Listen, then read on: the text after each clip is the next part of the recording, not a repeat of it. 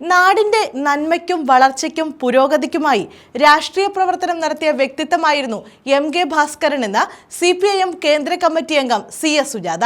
CPIM നേതാവും കർഷക സംഘം സംസ്ഥാന പ്രസിഡന്റുമായിരുന്ന എം.കെ. ഭാസ്കരൻ അനുസ്മരണ സമ്മേളനം ഇടപ്പള്ളിക്കോട്ടയിൽ ഉദ്ഘാടനം ചെയ്യുകയായിരുന്നു അവർ.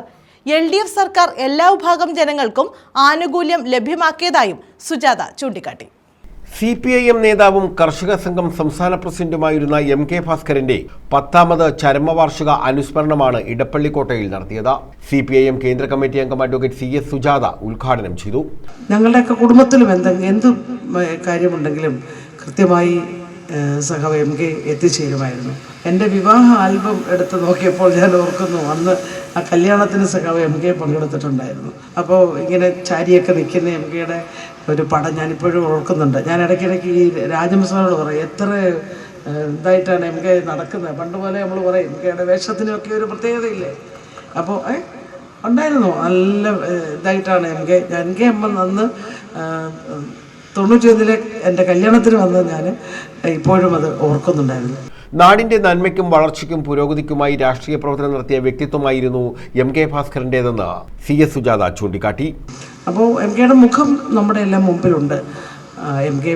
വിട പറഞ്ഞിട്ടെന്ന് 10 വർഷം ആകുകയാണ്. തീർച്ചയായിട്ടും നമ്മുടെ പ്രസ്ഥാനത്തെ കൂടുതൽ ഉയരങ്ങളിലേക്ക് എത്തിക്കുന്നതിന് ആവശ്യമായിട്ടുള്ള പ്രവർത്തനങ്ങളിൽ ഏർപ്പെടുക എന്നത് തന്നെയാണ് എം.കെ. അനുസ്മരിക്കുമ്പോൾ നമുക്ക് ഓരോരുത്തർക്കും ചെയ്യുവാനുള്ളത്. എം.കെയുടെ പ്രവർത്തന കാലയളവിൽ തന്നെ നമ്മുടെ പ്രസ്ഥാനത്തെ തകർക്കാനുള്ള വളരെ ആസൂത്രിതമായിട്ടുള്ള ശ്രമം ശത്രുപക്ഷത്തിൻ്റെ ഭാഗത്തുണ്ടായ ഘട്ടത്തിലെല്ലാം വിട്ടുവീഴ്ചയില്ലാത്ത പോരാട്ടം നടത്താൻ അദ്ദേഹത്തിന് സാധിച്ചിട്ടുണ്ടായിരുന്നു. അദ്ദേഹത്തിൻ്റെ സഹായത്തോടെ പാർട്ടിക്ക് സാധിച്ചിട്ടുണ്ടായിരുന്നു. LDF സർക്കാർ എല്ലാ വിഭാഗം ജനങ്ങൾക്കും ആനുകൂല്യം ലഭ്യമാക്കി. ഇന്ത്യയിൽ ഏറ്റവും കൂടുതൽ PSC നിയമനം നടപ്പാക്കിയും തൊഴിലാളികൾക്ക് ഏറ്റവും കൂടുതൽ കൂലി നൽകിയും മുന്നോട്ട് പോകുന്ന സംസ്ഥാനമാണ് നമ്മുടേത്. കേന്ദ്രത്തിലെ BJP സർക്കാർ തൊഴിലാളികളെ ദ്രോഹിക്കുന്ന ലേബർ കോഡ് പിൻവലിക്കണമെന്നും തൊഴിലുറപ്പ് പദ്ധതിയെ തകർക്കുന്ന നയം തിരുത്തണമെന്നും സുജാത ആവശ്യപ്പെട്ടു. കേരളം തകർന്നുകൂടാ. നവോത്ഥാന നായകന്മാർ ശ്രീനാരായണ ഗുരുദേവനും ചട്ടമ്പി സ്വാമികളും അതുപോലെ തന്നെ മഹാനായ അയ്യങ്കാളി അടക്കമുള്ള നവോത്ഥാന നായകന്മാർ ഉഴുതുമറിച്ച ഈ കേരളം 57 മുതൽ അധികാരത്തിൽ വന്ന കമ്മ്യൂണിസ്റ്റ് ഇടതുപക്ഷ ഗവൺമെന്റുകളുടെ പ്രവർത്തനത്തിന്റെ ഫലമായി ലോകത്തിന് മാതൃകയായിട്ടുള്ള നമ്മുടെ കേരളം ഈ നിലയിൽ നിലനിൽക്കണം. പ്രിയപ്പെട്ടവരെ, തകർന്നു പോയിക്കൂടാ. തകർക്കാനാണ് കേന്ദ്രം ശ്രമിക്കുന്നത്. നരേന്ദ്രമോദിയുടെ നേതൃത്വത്തിലുള്ള ഗവൺമെന്റ് സ്വീകരിക്കുന്ന നയങ്ങൾ അത് വളരെ ഗൗരവത്തോടെ തന്നെ നമ്മൾ കാണേണ്ടതായിട്ടുണ്ട്. കേന്ദ്ര ഗവൺമെന്റിനെതിരായിട്ടുള്ള ശക്തമായ പോരാട്ടം വരും ദിവസങ്ങളിൽ നമ്മൾ നടത്താൻ പോവുകയാണ്. ഇന്ത്യയിലെ ജനങ്ങൾ ഒറ്റയ്ക്ക് അവർക്ക് ഭൂരിപക്ഷം കിട്ടിയിരുന്നെങ്കിൽ ഇന്ത്യ ഭരണഘടന ഉണ്ടാവുമായിരുന്നില്ല. പക്ഷെ ഒറ്റയ്ക്ക് അവർക്ക് ഭൂരിപക്ഷം കിട്ടിയില്ലെങ്കിലും അവരെ കാണിച്ചു കൂട്ടുന്നത് എന്തൊക്കെയാണ് നമ്മൾ കാണുന്നുണ്ട്.